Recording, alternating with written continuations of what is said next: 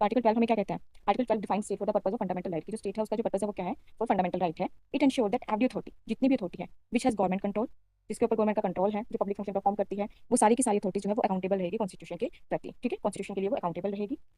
तो हम यहाँ से क्या कह सकते हैं? स्टेट की जो डेफिनेशन है उसको बहुत ज़्यादा वाइड किया गया है सुप्रीम कोर्ट की जजमेंट्स के थ्रू, गवर्नमेंट्स के थ्रू, ताकि हमारे जो राइट्स हैं वो किस हर हाल में इंश्योर हो सके, उन्हें जस्टिस मिल सके। By definition of state it include government bodies, legislature, local authority and other authority under article 12। ठीक है, प्रोटेक्शन ऑफ फंडामेंटल राइट, हमारे फंडामेंटल राइट्स को प्रोटेक्ट करने के लिए है आर्टिकल 12, क्योंकि अगर स्टेट जो है, स्टेट की कोई भी अथॉरिटी जो है वो फंडामेंटल राइट रिस्पेक्ट नहीं करती है तो हम चैलेंज कर सकते हैं उन्हें सुप्रीम कोर्ट के अंदर या फिर हाई कोर्ट में।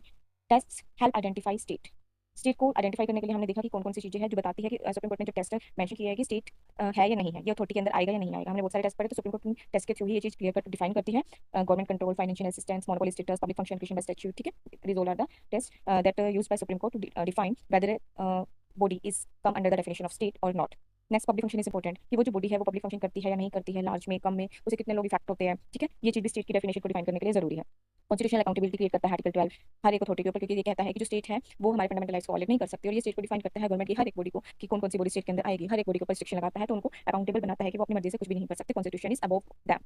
अल्टीमेट गोल क्या है? जस्टिस है, justice for all. The ultimate goal of article 12 is to secure liberty, equality and justice. Liberty, equality, justice for every citizen of India guys. ठीक है, ये हमारे आर्टिकल 12 का एक अल्टीमेट गोल है, such that no authority is above fundamental right, no authority is above constitution.